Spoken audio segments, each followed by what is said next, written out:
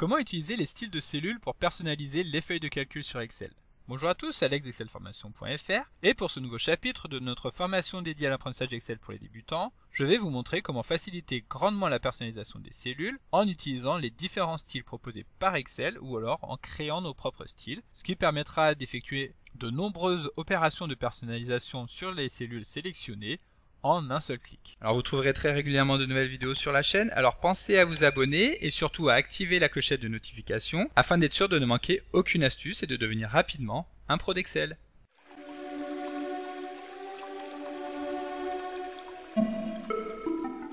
Comme d'habitude, si vous voulez être sûr de bien comprendre tout ce que nous allons voir dans le cadre de cette vidéo, je vous invite à télécharger le support de secours ainsi que son corrigé en suivant le lien que vous trouverez dans la description de la vidéo, ce qui vous permettra de réaliser les opérations en même temps que moi afin de bien les comprendre. Alors dans les chapitres précédents de la formation dédiée à l'apprentissage d'Excel pour les débutants, nous avons déjà eu l'occasion de voir comment mettre en forme une cellule en personnalisant un certain nombre d'aspects, donc par exemple la couleur du fond de la cellule. Donc pour cela, nous avons vu qu'il suffisait de sélectionner les cellules que nous voulons personnaliser et de nous rendre dans le menu Accueil et enfin dans le groupe Police, de dérouler le menu qui permet de modifier la couleur de fond et de choisir une couleur, donc par exemple du bleu. Il est également possible de modifier la police de caractère du texte en déroulant cette fois-ci le menu de sélection des polices et en choisissant donc n'importe quelle police qui se trouve ici, donc que ce soit au niveau des polices qui sont incluses de base par Excel, ou alors des polices qui ont été ajoutées dans Windows.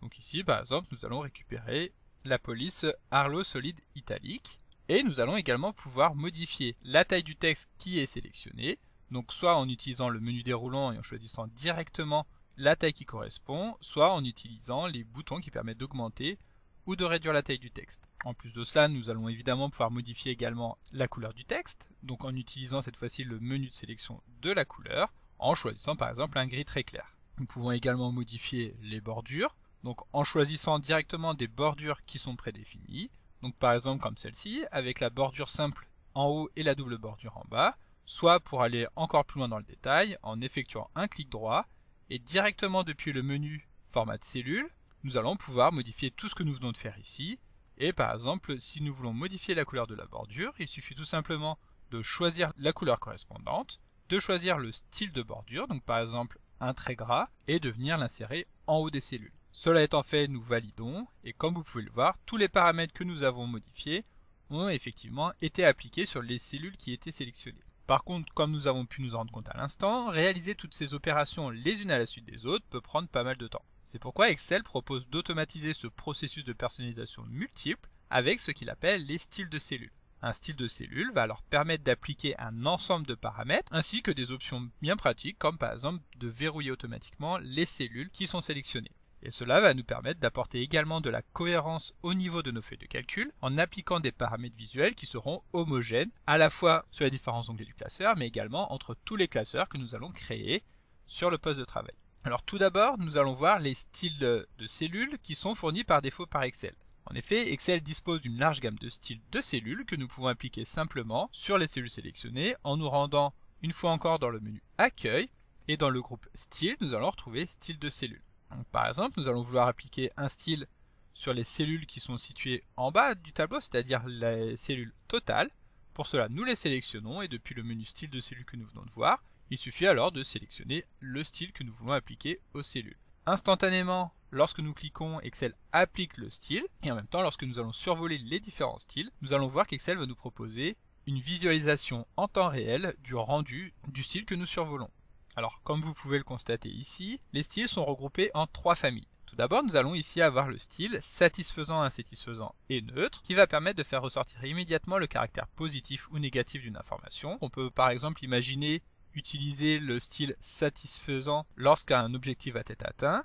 Le style insatisfaisant, en revanche, pourra être utile lorsqu'un solde financier sera négatif, etc. Nous avons ici une deuxième famille qui est la famille données et modèles. Et ici, nous allons pouvoir simplement identifier le type d'opération contenu dans la cellule.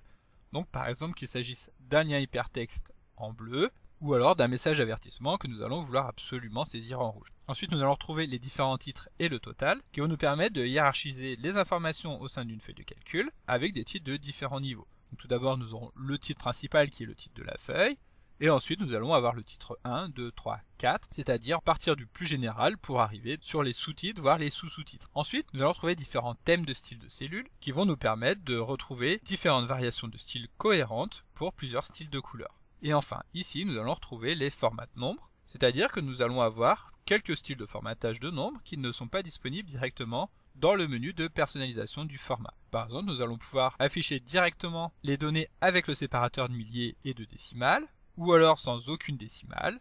Nous allons pouvoir afficher le texte de manière monétaire, c'est-à-dire avec le symbole euro, avec ou sans les centimes, et enfin nous allons pouvoir affecter directement un pourcentage. Alors pour trouver le style idéal, comme nous l'avons vu juste avant, il suffit de survoler les différentes propositions pour qu'Excel affiche une prévisualisation du résultat des cellules sélectionnées. Voilà, donc maintenant que nous avons vu les différents styles qui étaient proposés par défaut par Excel, voyons comment créer nos propres styles personnalisés. En effet, comme vous pouvez vous en douter, il va être possible de créer nos propres styles afin de définir précisément l'apparence à donner aux cellules des différents classeurs. Pour ajouter un style personnalisé, il suffit tout simplement de sélectionner des cellules que nous avons déjà personnalisées, puis de nous rendre dans le menu Style de cellule, et ici de cliquer sur Nouveau style de cellule. À ce moment-là, Excel nous affiche une fenêtre sur laquelle nous allons pouvoir paramétrer les informations à récupérer. Par exemple, si nous avions défini un formatage de nombres, nous pourrions choisir de le conserver dans le style, c'est-à-dire que lorsque nous allons appliquer le style, nous allons vouloir modifier la manière dont les nombres sont affichés. Nous allons également pouvoir choisir d'y enregistrer l'alignement, la police, les bordures, le remplissage, et là, il y a encore une information qui est intéressante, nous allons pouvoir définir directement en utilisant le style si nous voulons que les cellules soient ou non modifiables. De cette manière, les cellules pourront être verrouillées. Donc en plus de cela, nous allons pouvoir appliquer un nom à notre style. Donc par exemple ici, étant donné qu'il s'agit du style qui permet de définir l'entête que nous avons au niveau de notre tableau, nous allons tout simplement l'appeler entête de tableau. Et maintenant, nous allons pouvoir cliquer sur Format afin d'afficher la fenêtre qui permet de personnaliser le formatage des cellules. Donc par exemple en définissant des bordures fines en haut et sur les côtés. Et imaginons que nous trouvons que la police est ici bien trop importante, nous allons pouvoir la réduire directement en la mettant par exemple à 14. À ce moment-là, lorsque nous allons valider, aucune différence ne sera présente au sein de notre feuille de calcul. En revanche, nous allons pouvoir dérouler le menu style de cellule et constater que le style personnalisé que nous avons créé est maintenant présent. À ce moment-là, lorsque nous passons le curseur par-dessus, nous allons pouvoir voir la prévisualisation de notre style. Et à ce moment-là, il suffit tout simplement de cliquer sur celui-ci pour l'appliquer. Pour modifier un style que nous venons de créer, il suffit une fois encore de dérouler le menu style de cellule. Et maintenant, nous n'allons pas cliquer directement sur le style que nous voulons modifier, mais nous allons effectuer un clic droit. À ce moment-là, il suffit tout simplement de cliquer sur modifier afin de revenir sur la fenêtre de personnalisation. Ici, nous allons par exemple vouloir modifier la couleur de remplissage et mettre une couleur verte et supprimer les bordures rouges que nous avons appliquées. Donc nous supprimons les bordures gauche, haut et droite. Nous validons. Et lorsque nous allons revenir sur la feuille de calcul, nous allons voir que le style a effectivement été appliqué sur les cellules alors que celle-ci n'était même pas sélectionnée. Donc, bien entendu, si nous voulons modifier un style sans forcément modifier le style d'origine, nous allons pouvoir le dupliquer. Donc imaginons que nous voulions dupliquer le style total. Il suffit alors d'effectuer un clic droit sur celui-ci, de cliquer sur dupliquer, et ici Excel va lancer la fenêtre que nous commençons à avoir l'habitude de voir qui permet de définir les paramètres à appliquer au niveau du style. Donc ici nous allons l'appeler par exemple Total 2, nous allons valider, et à ce moment-là, comme vous pouvez le constater, lorsque nous déroulons le menu Style de cellule, nous allons retrouver ici un style qui porte le nom de Total 2 et qui est la réplique exacte du style que nous avions ici. De cette manière, nous allons pouvoir effectuer un clic droit et modifier ce style en appliquant par exemple un fond de remplissage afin de pouvoir utiliser les paramètres que nous avions au niveau du style total mais sans le modifier. De cette manière, il va suffire tout simplement de sélectionner des cellules afin d'y appliquer le style et de voir que les cellules vont être modifiées en fonction des paramètres du style. Alors un dernier point assez important avant de nous quitter, il faut savoir que les styles personnalisés que nous venons de créer dans la partie précédente ne sont disponibles que sur le classeur Excel sur lequel nous l'avons créé. Pour nous en rendre compte, il suffit tout simplement de créer un nouveau classeur en appuyant simplement sur les touches CTRL et N, et lorsque nous allons dérouler le menu style de cellule dans ce nouveau classeur, nous allons pouvoir constater que les deux styles que nous avions auparavant définis n'y sont pas présents. Mais pas de panique, Excel a prévu une manière d'importer directement des styles d'un classeur vers un autre, et pour cela il suffit de cliquer sur fusionner des styles. À ce moment-là, Excel nous affiche une fenêtre dans laquelle se trouvent les noms de chacun des classeurs actuellement ouverts, et il suffit alors de venir sélectionner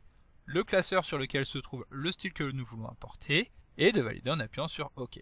À ce moment-là, il suffira tout simplement de dérouler une nouvelle fois le menu style de cellule afin de récupérer les styles que nous venons de personnaliser. Donc comme d'habitude, vous pouvez télécharger le support de secours en suivant le lien que vous trouverez dans la description de la vidéo. Si la vidéo vous a plu, n'oubliez pas de la liker et de la partager à vos collègues et amis sur l'ensemble de vos réseaux sociaux. Et vous pouvez également me laisser vos impressions dans l'espace des commentaires, je lirai chacun d'entre eux et y répondrai avec plaisir. Évidemment, si ce n'est pas encore fait, abonnez-vous à la chaîne pour ne manquer aucune astuce. C'est également très important pour m'aider à gagner en visibilité afin de pouvoir développer la chaîne et continuer de vous proposer des tas de nouvelles vidéos. Merci d'avoir suivi cette vidéo et à très bientôt pour un prochain tuto.